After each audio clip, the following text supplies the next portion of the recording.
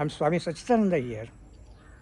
I would like to, I had taken up the subject of Jnana Yoga and the knowledge of the self and the knowledge of the Atman, which is the underlying principle of the universe and the essential you.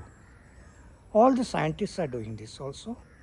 They are trying to find out what is the underlying principle. Because there are so much variations, so many variations, that if you keep on going into the variations, it will take you into a jungle where you cannot get out from. So, they are trying for what is called the God principle. They are trying for God equation. God here refers to the underlying principle of the universe. Okay? So, the knowledge of this underlying principle is called Atma or Brahman. Atma in the case of an individual, and Brahman in the case of the universal consciousness. Okay? So this is in the nature of consciousness, pure consciousness. It does not have any qualities. It cannot be described with any adjective at all, right? And yet it is real, right? It cannot be seen, it cannot be felt, it cannot be heard, right? But it's still there. It's like space, for example. Space is there, we know space is there. You can't touch it, you can't feel it, you can't hear it, you can't smell it, you can't do anything. But can we say it does not exist? Of course it exists. Science says that it is a creation. So of course it exists. Similarly, this also exists. And that part of that knowledge is called Jnana Yoga. That part of the Vedas which deals with this Jnana Yoga is called Vedanta. Anta in Sanskrit means at the end of. Okay? At the end of this particular thing, Vedanta. At the end of the Vedas. The Vedanta section is also called Upanishads. Upanishads literally means learning at the feet of the Guru. Right? Learning at the feet of the Guru. So the Upanishads deal with this very difficult concept of Atma, which is your essential self, which is also the essential substratum of the universe, right? And it tries to help you or help us as individuals understand the reality of who we are. Because we are all in ignorance, different states of ignorance. Therefore, in this culture, Vedantic culture, there's nothing called good and bad.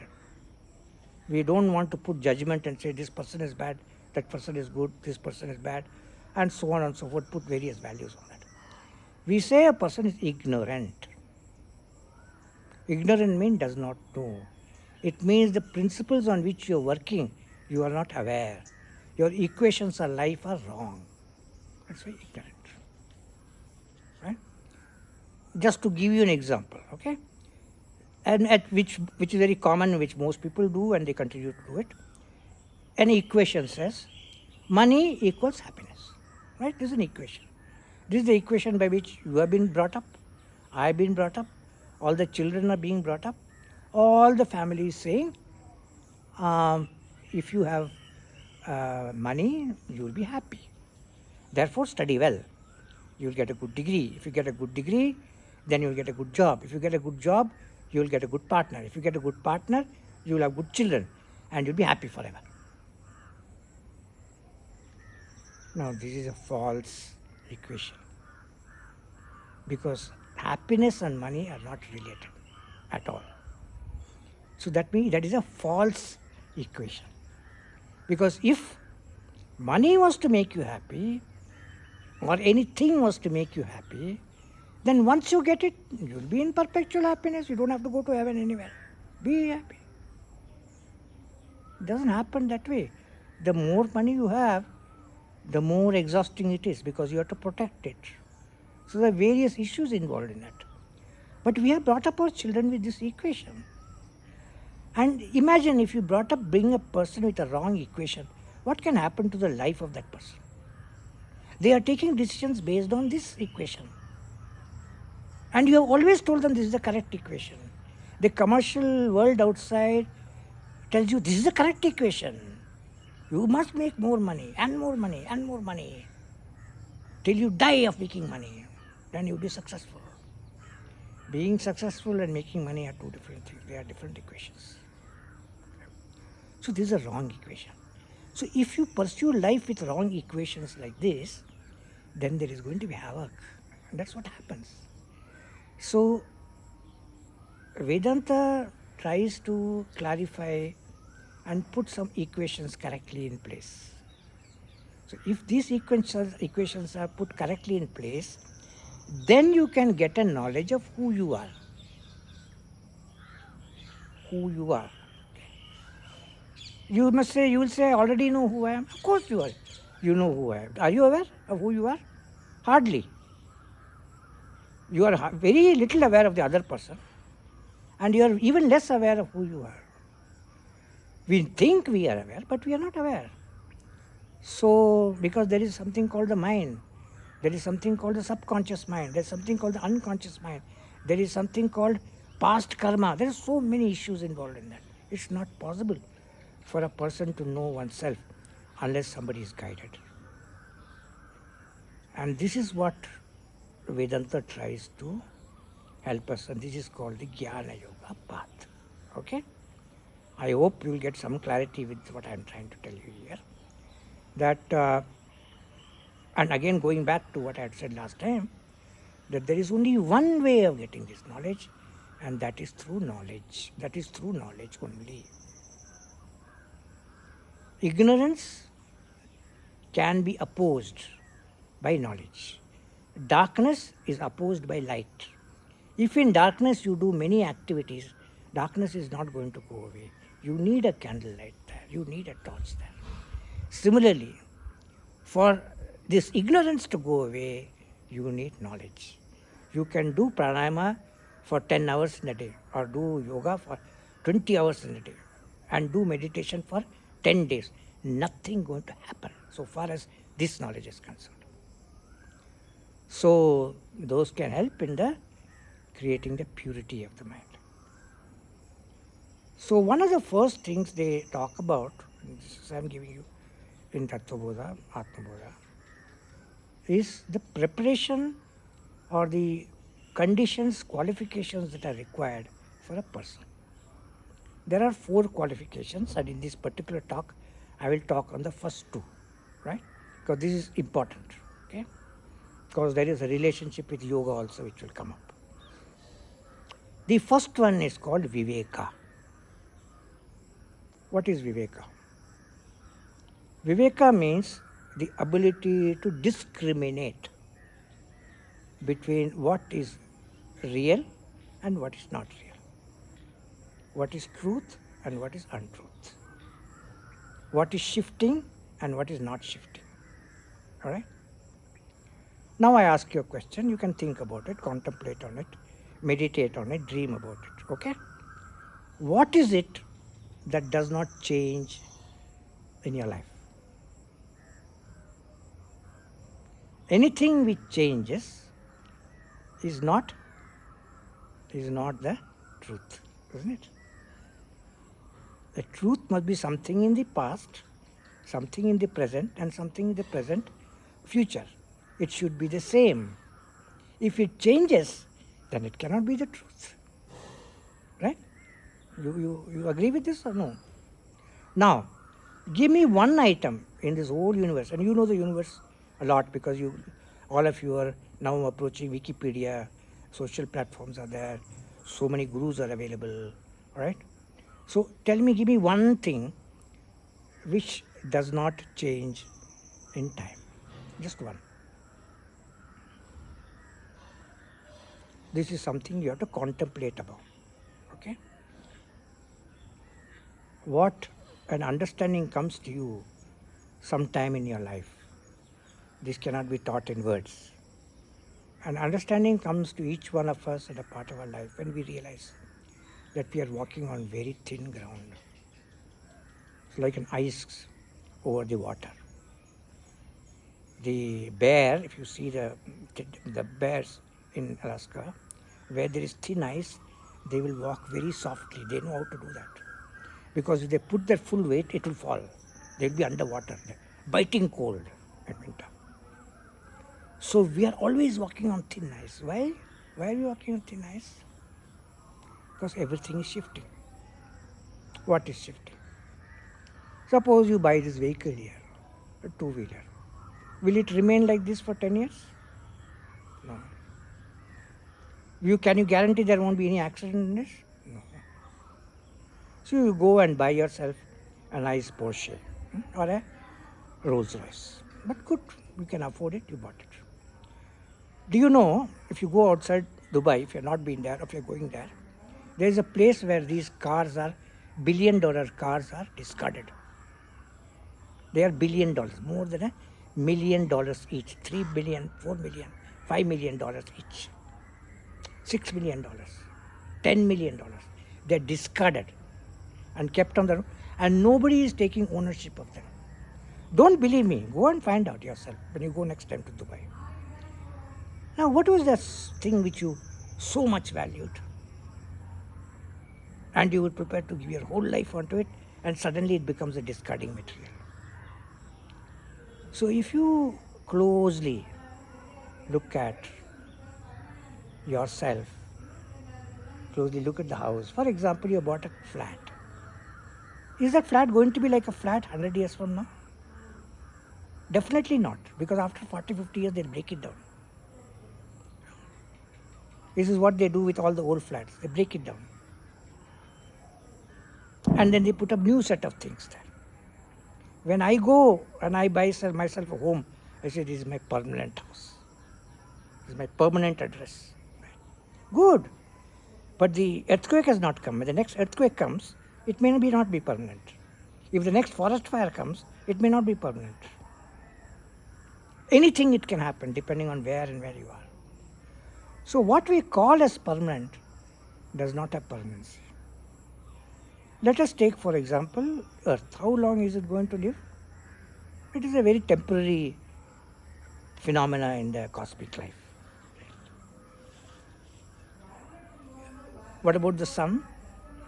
Sun is also a temporary phenomena. It has already gone through 48 revolutions around the galactic center. Galactic center, which we call the Milky Way. It has got maybe another 45, 50 revolutions to make. Then, what will happen? The fire will go out, it will become into a white dwarf, then it will blast out. And in that blasting out, it will consume the power close by 3-4 planets, which includes also Earth. Nothing will be left out, it will only stardust. From where it came, it will go back to that. We are all parts of the stardust, right? We will go back to stardust. Earth also will go back to stardust. So, what is permanent about that? What is permanent about a galaxy? The Andromeda galaxy is supposed to meet with our Milky Way galaxy in certain number of years. Imagine such huge galaxies are colliding against each other. Will it be the same galaxy left out? No. Such is the impermanence of life. What about your own body? Do you think you will remain like this forever? How many years do you think it will remain like that? People who are young, people who are on the peak, like the flower that blooms in the morning, they have pride themselves on their body, right? I did that also. They pride themselves on the body. What it can do, how beautiful it is, and so on. How long? How long? How long do you know before you know whether breast cancer is going to come? Whether he is going to have any other problems? How do you know? How do you know that you are going to live tomorrow? There are people whom I know, I spoke to last night, today is not there. Just not there. My own brother died like that. Not there. And he was not old, he was only 55 or something like that. So even the thing that we think is going to be permanent, which is our own body, is very, very impermanent. Now, suppose you know, there are two paths you can take. Okay, one path is saying, okay, this is a permanent thing, I can be here and I can be happy forever. The other path you can take is, I know this is not permanent and therefore I have to live my life. Will there be a difference in the approach or no? Will there be a difference in keeping your friend's car in the house, which is left for you in his holiday, and taking care of it and taking care of your own car? Which will you take care better? Naturally, the friend's car. So anything which is temporary, you will take care better. So we are not saying life should not be valued, but know that you are going to become old and there is no point in spending hundreds and thousands of dollars on doing your plastic surgeries. Now, for example, in Korea, almost 90% of them are into plastic surgeries. 90% of the population, can you believe it? So, what is it? How long can you go on with that? And if you see later on, some of these people, they look grotesque. They don't even look like human beings, and they also don't look like animals. So this is what they do to themselves because they think that life is forever. I will always remain like this, and always my skin will be shiny. And looking at this fragility, one of the biggest companies and the people who make billions and billions of dollars are companies which are in the makeup industry, anti-aging, etc., etc. They make the biggest money because this is your fragility. You are scared. We are scared. So, if you realize the non-permanence of thing based on your own life, you thought your father will be there, suddenly he went away. Suddenly your husband who was working in Afghanistan is no more. All that you get is a message. You haven't even seen the body.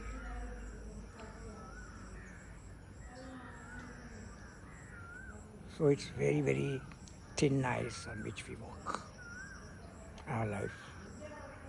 There is no guarantee that tomorrow morning you will get up. Absolutely none.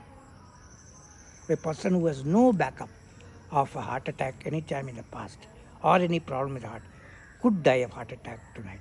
Could die. You have no control over that. So understand that if you understand that, then you will say, ask the question. You will ask the question.